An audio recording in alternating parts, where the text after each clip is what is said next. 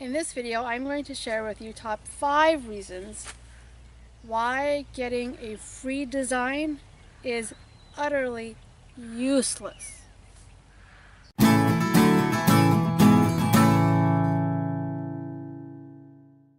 Hey, I'm Rama from Creations Landscape Designs, Earth Friendly Landscapes, and I'm going to share with you why free designs are useless.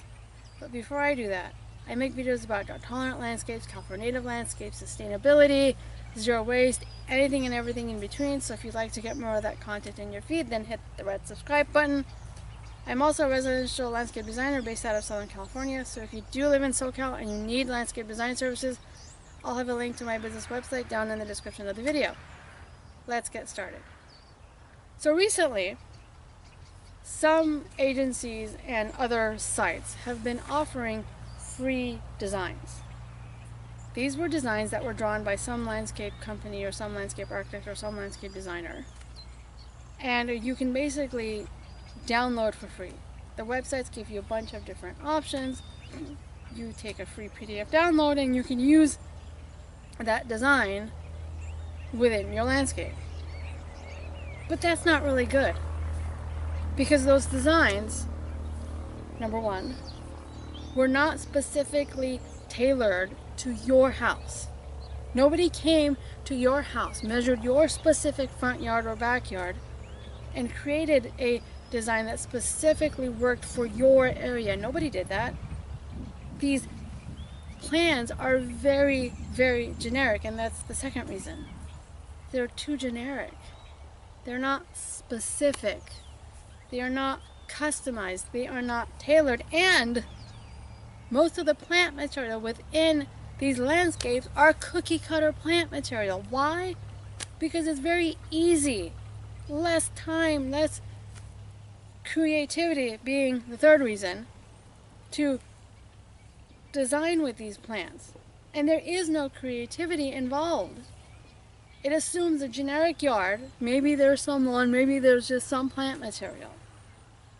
The fourth reason why free designs are bad is because these designs have nothing to do with your lifestyle. These free designs don't take into account how you choose to live in that space. They don't work with you specifically. It's a generic subset of audiences.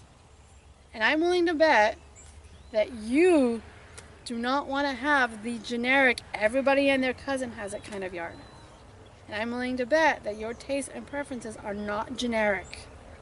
And I'm also willing to bet that having a garden that's very specific and specifically designed for you is what you'd much rather have than something that everybody and their cousin has access to. And the fifth reason why these free designs are not good is because when contractors bid off of designs, they bid off of designs that they assume are accurate. But these designs are not accurate to your site plan, to the shape of your yard. So a contractor has to bid it. And let's say you get a free design, you get a contract, the contractor comes to bid this design. They're going to have to fudge the design to make it work based on the shape of your yard. And guess what? That's going to take time for the contractor. Time that you are paying for in his install bid. If it's going to take him a few hours of time, more than normal, to bid off of this cookie cutter design, where the shape of the yard isn't exactly the shape of yours, then those few hours of time costing a couple hundred, maybe a couple $1,000 is time that you will have to pay for. But if you get a designer, a professional designer, who comes out, measures your site, who then creates a customized, detailed design that's specifically for you, then you get exactly what you want. You get a design that's customized to your taste, your needs, how you intend to use the space. It comes up with plant palettes that are specific to you and your yard and your environment. And when the contractor is bidding it, they're bidding off of a very accurate, correct designs.